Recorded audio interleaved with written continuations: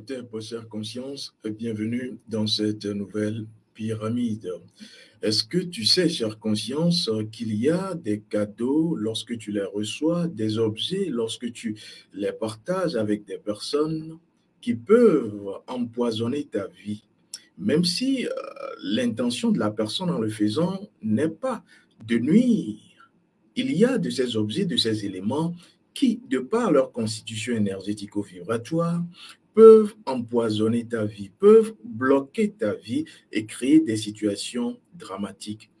Je me rappelle, il y a quelque temps, lorsque j'ai fait une consultation prophétique à une des consciences de mon école, cette conscience me disait qu'elle avait effectué un voyage et au cours d'un repas familial, elle a simplement échangé. C'était une discussion un tout petit peu houleuse avec une personne. Le repas n'était pas empoisonné, mais après ce repas, elle a eu des problèmes et également ses enfants ont eu des problèmes. Tu dois savoir que tout ce qui est repas, et surtout certains repas, et surtout certains objets, lorsqu'on te les donne, ne les prends jamais.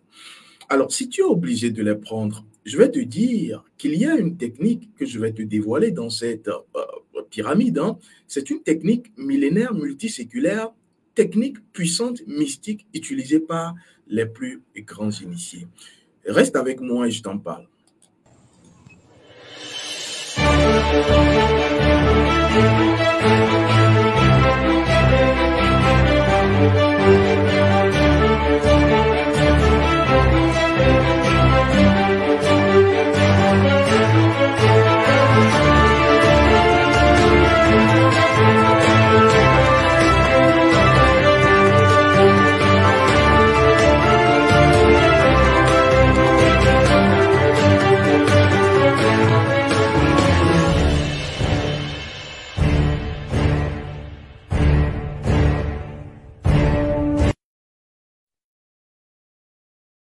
Alors, parmi les éléments que tu dois souvent refuser, mais si tu es obligé, tu dois appliquer une technique pour pouvoir éviter tout ce qui est négatif autour de ces objets et cadeaux. En première position se trouve le feu.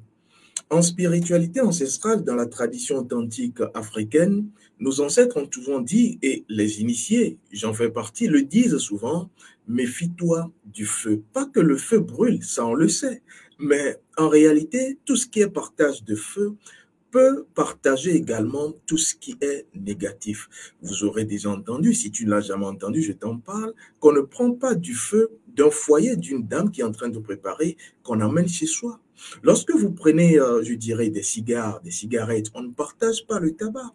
Une clope, on ne va pas se partager une clope. Je fume, il reste un tout petit peu, pas moi, hein, et je te la passe. Jamais. On ne va pas non plus avoir une cigarette et on va l'allumer sur l'autre cigarette d'une autre personne. Vous partagez ainsi des esprits maléfiques parce que tout ce qui est relié au feu est lié à l'énergie spirituelle, est lié à l'énergie sexuelle. Et donc, tout le passif de la personne sera incorporé en vous. C'est relié également aux ancêtres de la personne. Et donc, faites attention, on ne partage pas tout cela. Beaucoup de gens le font sans savoir, mais c'est dommageable. Tout ce qui sera briqué, tout ce qui sera source de feu, on ne le partage pas. Je me rappelle également qu'il y a dans le couvent initiatique, une personne qui était arrivée pour véritablement faire une initiation. Elle avait un chapeau sur la tête et elle a simplement discuté avec une autre personne qui lui disait « ton chapeau me plaît ». Et de lui dire « je te remets mon chapeau ». Et lui a donné le chapeau. Faites attention parce que les initiés le savent. Et ici, je te révèle ce grand secret. Tu ne dois jamais accepter un cadeau de chapeau. Accepter, prendre un chapeau d'une autre personne, même si c'est un cadeau, si tu es obligé pour faire, je dirais, poli, tu le prends, mais ensuite tu dois appliquer une technique parce que le chapeau est un élément qui peut simplement te pourrir la vie parce que tu le mets sur ta tête, le couvre-chef qui est justement l'instance de communion, de communication avec le monde des esprits. Tu dois le savoir. Alors, il y a un troisième élément que nos grands-mères nous ont toujours dit de ne jamais partager avec une personne. Et les femmes ne le savent pas. Et ici, je vais te dévoiler cela, chère conscience. Tu dois savoir que le peigne dans nos communautés, on l'appelle Aya, surtout au sud du Togo. On ne partage pas un peigne. On ne donne pas un peigne à une personne. Mais si on vous donne un cadeau, vous le prenez, mais faites une technique. Vous êtes obligé de le prendre. Faites une technique. Ensuite, je vais d'ailleurs te dévoiler cette technique. Le peigne ne se partage pas. Les vêtements également. Il y a des personnes qui, justement, seront avec d'autres personnes dans des situations où peut-être un froid. Je prends un exemple et on te dit, je te passe mon manteau. Vous devrez savoir que tout ce qui a touché le corps d'une personne garde en lui l'énergie de la personne, les pensées noires de la personne, les mauvaises vibrations de la personne, si surtout cette personne n'est pas sainte. Et je t'ai déjà expliqué c'est quoi une personne sainte. C'est une personne qui a purifié son énergie sexuelle et qui protège son énergie sexuelle. Sinon, vous prenez tout cela. N'acceptez pas les cadeaux de vêtements, les pagnes, tout ce qui vient avec. Mais si vous êtes obligé, prenez. Mais ensuite, faites une technique que je vais te dévoiler dans cette pyramide. Alors, surtout là où c'est gravissime, c'est ce qu'une personne est en train de porter et qu'elle vous le passe. Elle est en train d'utiliser et qu'elle vous le passe. Les friperies, tout ce qui est deuxième main, faites attention, chère conscience. C'est la troisième chose que tu devras éviter. Alors, la quatrième, je vais maintenant te parler de la cinquième chose très importante. Il faudrait que tu le saches, la cinquième chose que je vais partager avec toi, ce sont les aliments.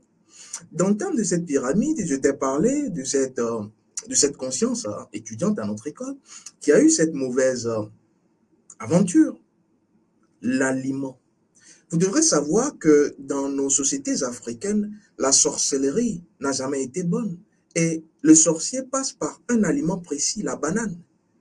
Lorsqu'on vous donne de la banane, faites attention. Une personne est en train de manger de la banane, ah là là, elles sont jolies tes bananes, passe-la-moi, passe-les-moi, j'ai envie de prendre un doigt. Attention, le doigt de banane est aussi lié, est un aliment utilisé pour passer de la sorcellerie. Est-ce que tu le savais? Fais attention.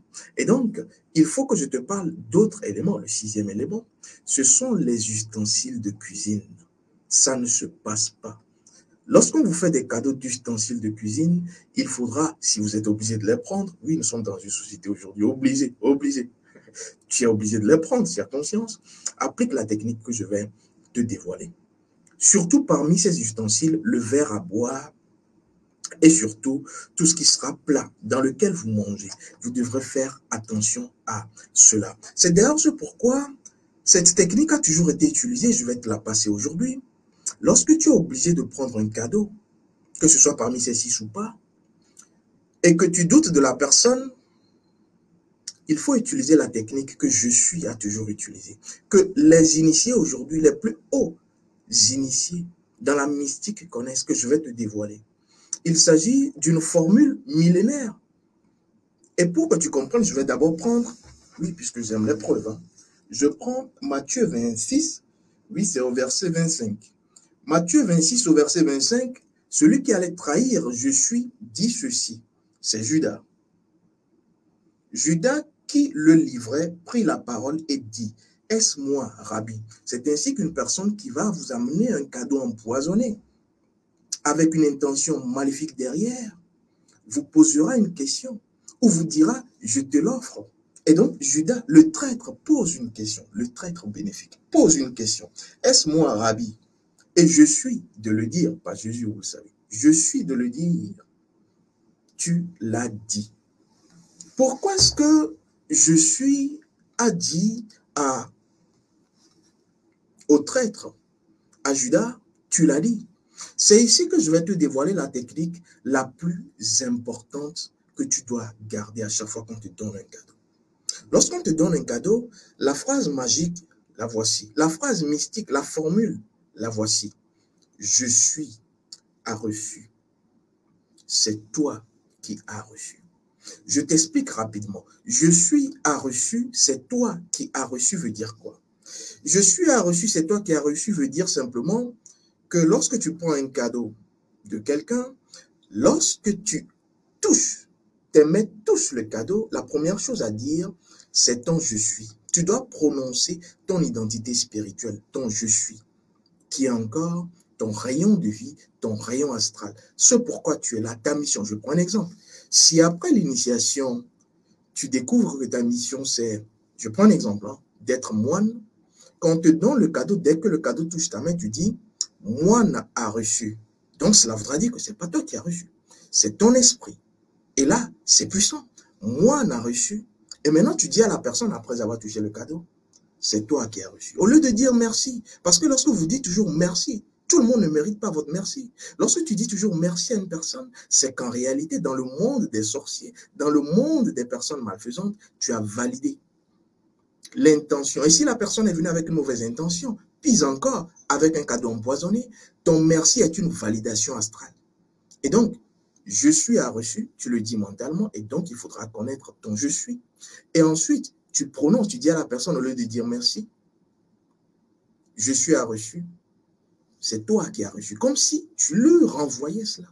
Et si la personne te pose la question, mais pourquoi tu me dis c'est moi qui ai reçu, tu lui dis, ben en fait, il faut que tu saches que lorsque je reçois souvent des cadeaux, j'ai l'habitude de le dire parce que c'est une formule qu'un de mes maîtres, un de mes guides m'a enseigné, parce que cela multiplie l'effet de l'offrande, pour que cela revienne pour toi également de façon multipliée, décuplée. Tu as tout gagné. Parce que cette personne risque même de te dire, redonne-moi le cadeau, parce que la personne a compris si elle est maléfique. Otep Amon, je te retrouve dans une autre pyramide.